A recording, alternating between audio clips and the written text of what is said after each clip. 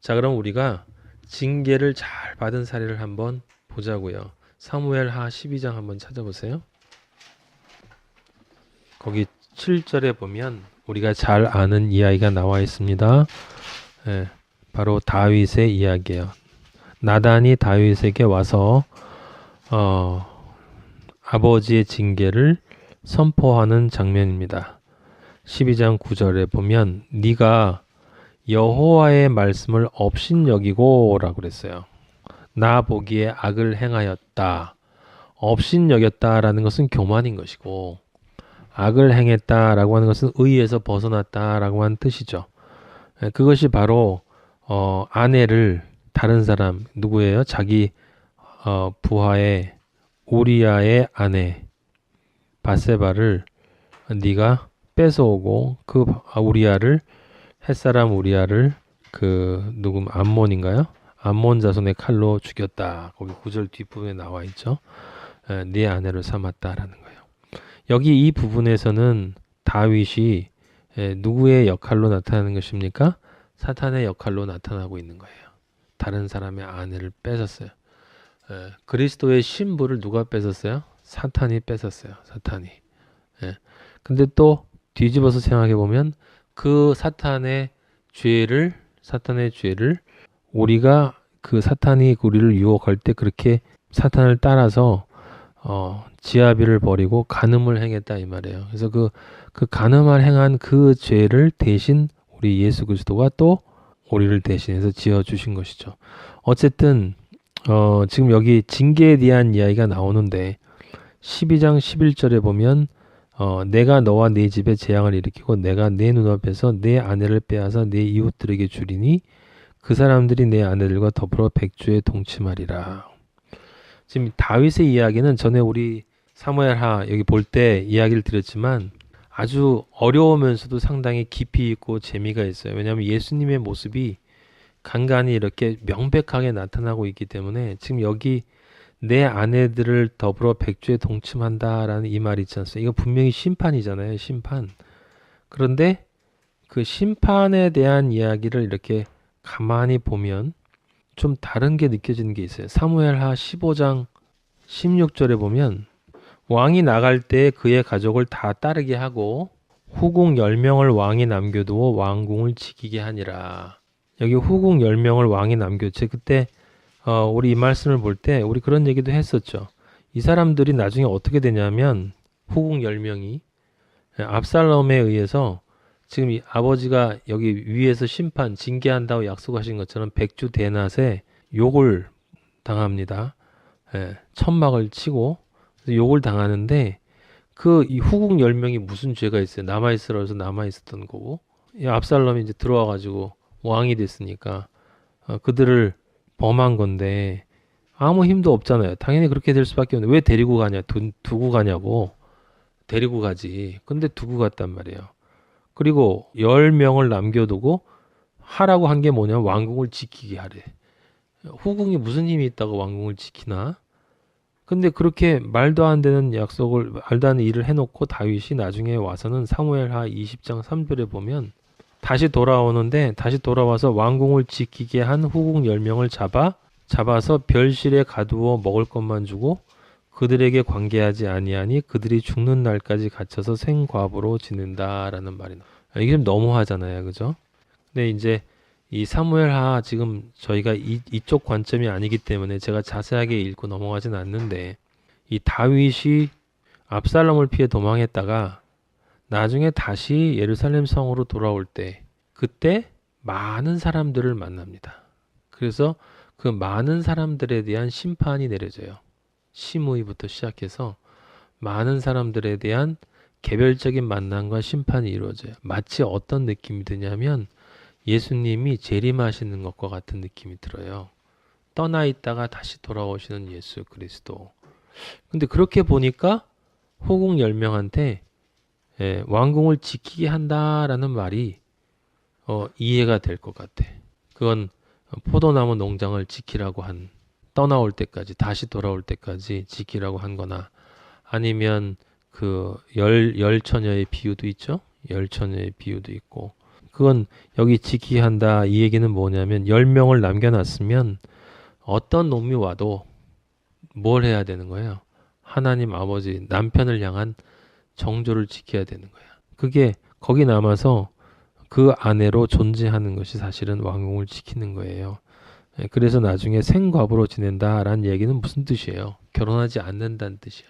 관계하지 않고 생과부로 죽는다라고 하는 말은 결국 우리가 예수님이 재림하실 때까지 우리가 예수 그리스도의 신부로 우리를 성결하고 거룩한 존재로 우리를 유지하지 않고 다시 또 사탄에게 속한 존재로 우리가 나중에 예수님이 오셨을 때 밝혀지면 그럼 우리는 죽는 날까지 지옥에 갇혀서 죽는 날이 아니지 영원히 죽는 지옥에 갇혀서 말 그대로 그리스도가 없는 상태로 그 삶을 보낼 수밖에 없다. 근데 오늘 제가 지옥에 대한 이야기를 하니까 또 생각이 하나 났는데 아침에 이렇게 명상을 하다가 지옥이라는 것에 대해서 생각을 해봤어요. 과연 지옥은 어떤 곳일까라고 하는 이야기요. 가만히 생각해 봤더니 이 지옥이 이 세상 사람들이 생각하는 천국하고 똑같더라고요. 그게 무슨 뜻이냐면 많은 기독교인들이 원하는 천국이 뭐냐면 내가 생각하는 가장 완벽한 세상이에요. 내가 생각하는 가장 완벽한 세상.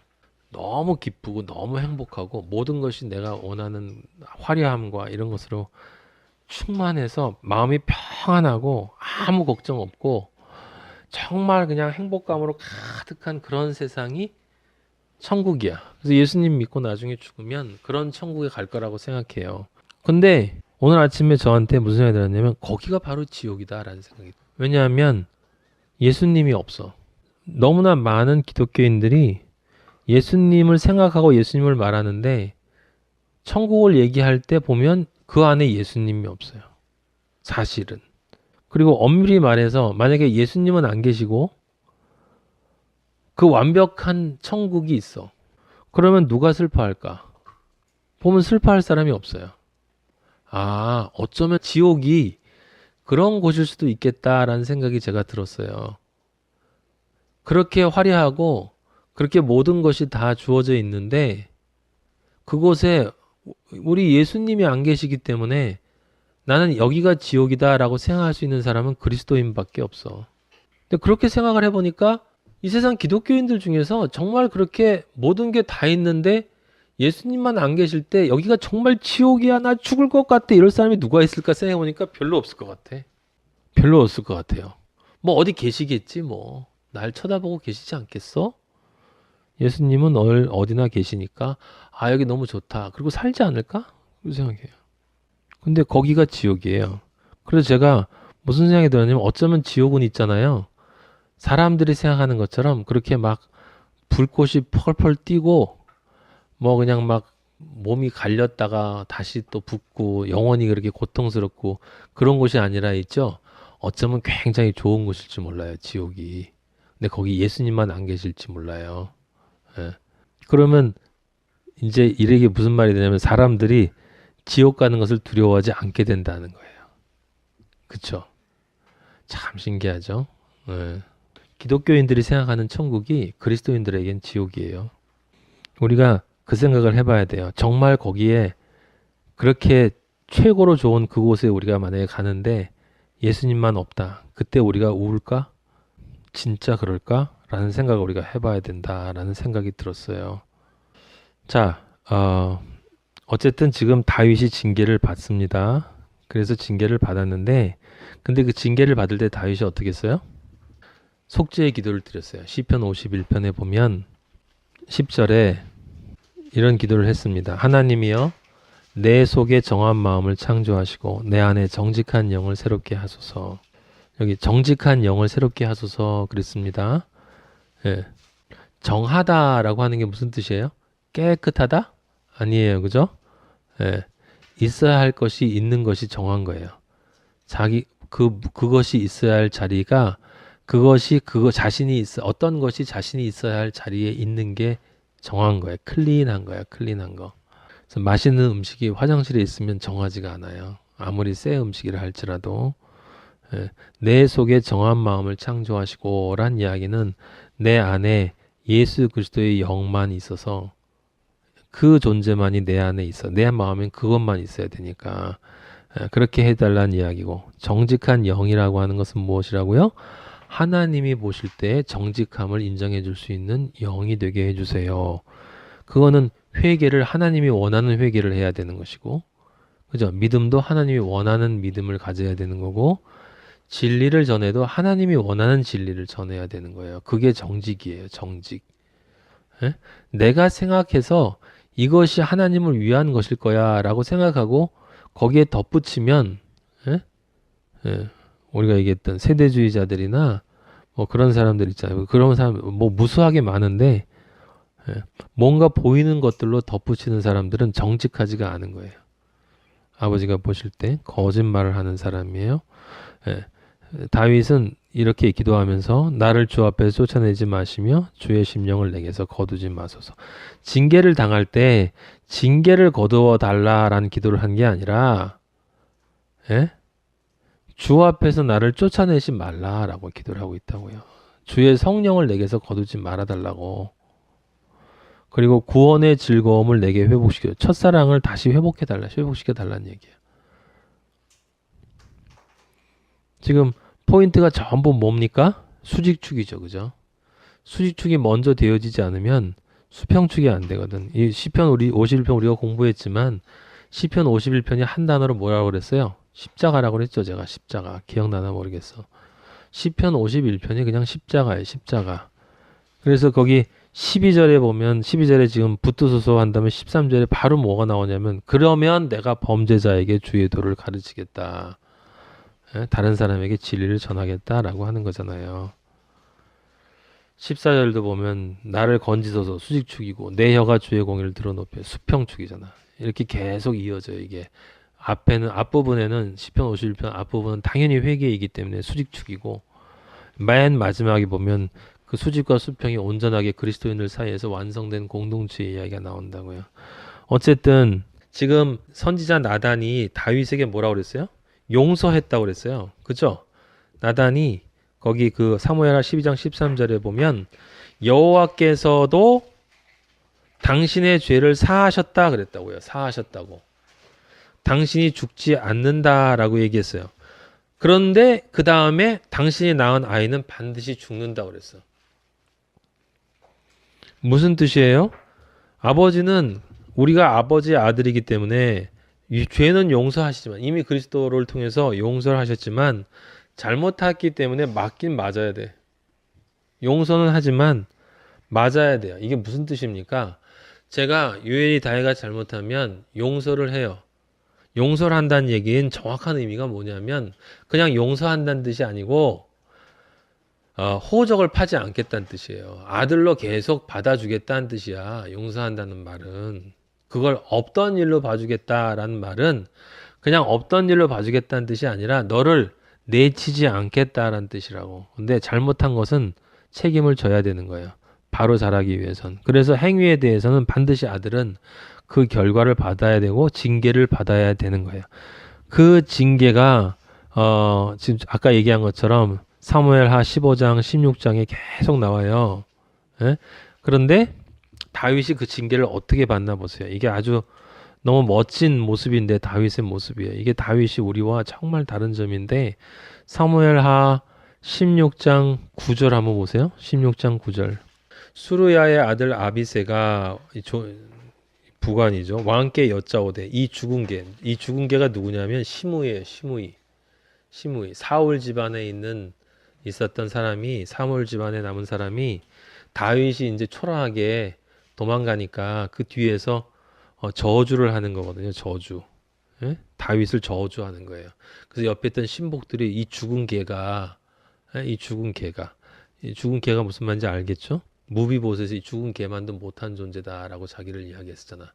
이 죽은 개가 어찌 내 주 왕을 저주하리까? 청하건대 내가 건너가서 그의 머리를 베기하소하니 10절에 여기 나와 있어요. 왕이 이르되 수르아의 아들들아, 내가 너희와 무슨 상관이 있느냐? 그가 저주하는 것은 여호와께서 그에게 다윗을 저주하라 하심이니, 여호와께서 시므이를 시켜서 나를 저주하라고 하신 거야. 왜? 내가 잘못했기 때문에 아버지가 지금 나를 징계하시는 거야. 죄는 용서하시고 아들로 계속 받아주시지만 내가 잘못한 것에 대한 징계를 하시는 거야. 다시 이런 일이 없도록 하기 위해서 아버지는 공의의 하나님이시기 때문에 죄에 대한 모든 문제는 아버지 스스로 그리스도로 오셔서 피를 흘리고 사해 주시지만 하지만 내가 지은 그 행위에 대한 결과는 내가 받아야 되는 거야. 근데 네가 어찌 그리하였느냐 할 자가 하나님 아버지에게 네가 어찌 그리하냐 할 자가 누구 아버지에게 그럴 수 있는 사람이 누구냐 임마 라고 얘기하는 거예요. 예? 16장 11절에 보면 다시 한번 반복돼요. 내 몸에서 난 아들도 내 생명을 헤아려 한다. 이 다윗이 받은 징계를 보세요. 한 놈은 죽어버리고 한 놈은 자기를 죽이려고 하고 한 놈은 태어나자마자 죽어버리고 한 놈은 자기를 죽이려고 해. 다윗이 지은 죄가 얼마나 큰 죄였으면 하물며 이 베냐민 사람이랴. 사울이 베냐민 지파잖아요. 이 시므이가 베냐민 사람인데 이 사람이 지금 자기를 저주한 거야. 여호와께서 그에게 명령하신 것이니 그가 저주하게 버려두라. 그는 지금 다윗은 뭘 하고 있는 거예요? 징계를 분별하고 있는 거라고. 아버지를 향해서 원망하고 있지 않다 이 말이에요. 그래도 제가 아버지 다 골리앗을 향해서 내가 평생 아버지 목동으로 살 때 한 번 아버지를 원망한 적 있습니까? 뭐 이런 식으로 얼마든지 할 수 있음에도 불구하고 자기 죄를 자기가 알고 있기 때문에 아버지가 자기한테 그렇게 하는 것이 아버지가 하는 것이라면 당연히 내가 받아야 한다. 그리고 12절에 얼마나 지혜로운 사람. 오늘 그 나의 원통함을 감찰하신 오늘 그 저주 때문에 여호와께서 선으로 내게 갚아주시리라. 여기 저주 때문에 여호와께서 선으로 내게 갚아주신다는 말은 무슨 뜻이냐면 다윗이 잘못한 건 잘못한 것이지만 이 징계를 징계로 읽어내고 그리고 아버지가 주신 것이라는 것을 깨닫고 그것을 달게 받을 때 아, 이놈이 이제 좀 컸구나 라고 하는 그것을 아버지가 알아주실 것이다 라고 하는 그 믿음, 소망이 있는 거예요. 소망.